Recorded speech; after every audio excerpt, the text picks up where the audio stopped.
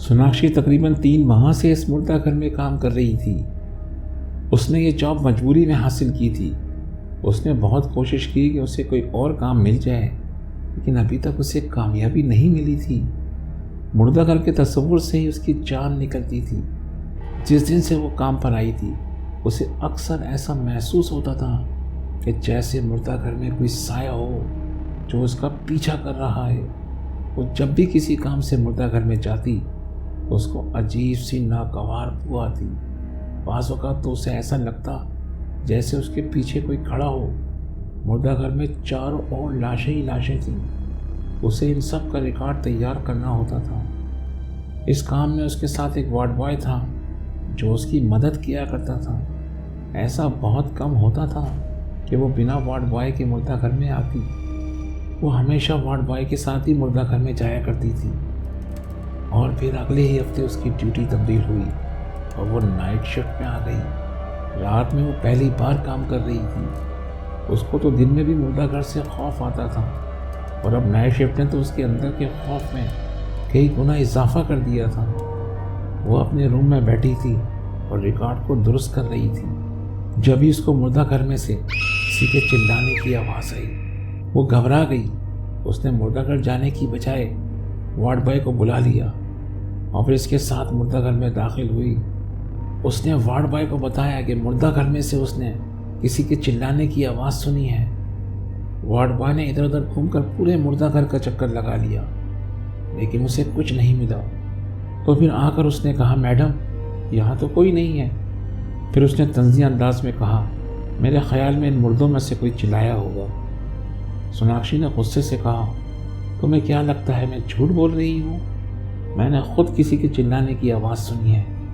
Ward boy ने जब सोनाक्षी को गुस्से में देखा तो उसने कहा, अच्छा मैडम, आप ठीक कह रही होंगी, लेकिन अभी आपके सामने मैंने पूरे मुर्दा घर को छाना है, मुझे तो कुछ नहीं मिला।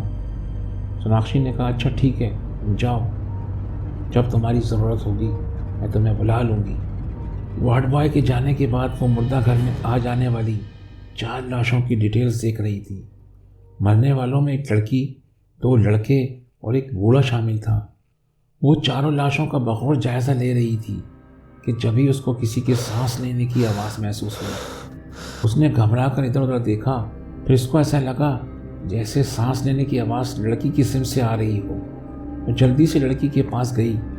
उसकी चीख निकल गई। वो लड़की तो जिंदा थी और तेज़ तेज़ सांसें दे रही थी। उसके हाथ से रिकॉर्ड बुक गिर गई। वो घबरा कर मुर्दा खाने से भागती हुई बाहर आई और जल्दी से वार्ड बॉय को बुला लिया। वार्ड बॉय भी भागता हुआ आया। सोनाक्षी उसको लेकर उस लड़की की लाश के पास आई तो उसकी हैरत की इंतहा ना रही। लड़की चुपचाप लेटी थी, उसी लाश की तरह जैसे वो पहले थी।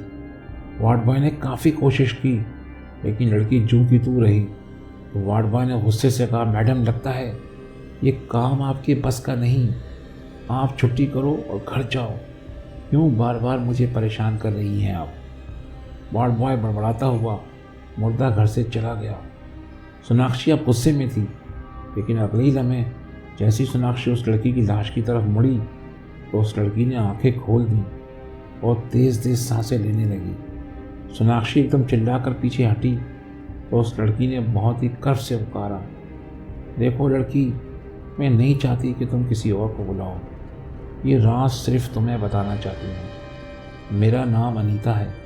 मेरे शौहर ने धोखे से किचन में बुलाकर मुझ पर पेट्रोल छिड़क कर जला दिया है।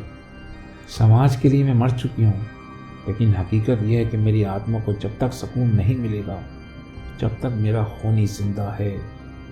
मैं अग्नि देवता की दासी हूँ। मुझे एक दिन सपने में यह अवतार मिला था। अग्नि मुझे जब तक ख़त्म नहीं कर सकती, जब तक मेरा खून ही अपने अंजाम को नहीं पहुँचेगा। मेरा खून ही अभी जिंदा है और दुनिया की नज़रों में वो महान बना हुआ है। उसने झूठा नाटक किया कि मैंने अपने आप पर पेट्रोल छिड़क कर आत्महत्या कर ली है, जबकि सच मैंने तुम्हें बता दिया है। सोनाक्षी बुद्ध बने हैरत से उस लड़की की बात सुन रही थी। उसका खौफ किसी हद तक कम हो चुका था। उसने अनीता से कहा, मैं तुम्हारे लिए क्या कर सकती हूँ? अनीता ने कहा, तुम्हें अपना शरीर कुछ देर के लिए मुझे देना होगा। मैं तुम्हारे शरीर में प्रवेश करके उस खूनी से इंतकाम लूँगी और इसके बाद मेरी मृत्यु होगी। मेरा जाना तो अटल है, पर जब तक खूनी जिंदा है मेरी आत्मा यूं ही भटकती रहेगी। सोनाक्षी भी चाहती थी कि उस जालिम का अंत हो, इसलिए उसने अनीता को इजाज़त दे दी। इजाज़त देते ही सोनाक्षी को एक झटका लगा और अनीता की आत्मा ने सोनाक्षी के शरीर में प्रवेश किया।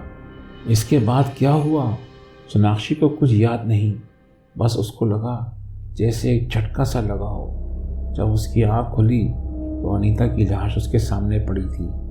अनीता की आंखों में खुशी के आंसू थे और अब उसके चेहरे पर इत्मीनान और सुकून था।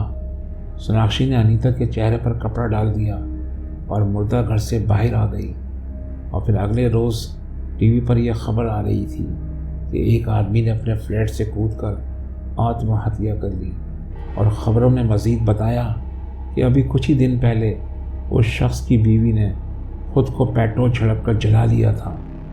इस खबर को सुनकर सोनाक्षी के चेहरे पर मुस्कुराहट दौड़ गई, क्योंकि वो जानती थी कि यह आत्महत्या नहीं बल्कि अनीता का इंतकाम था।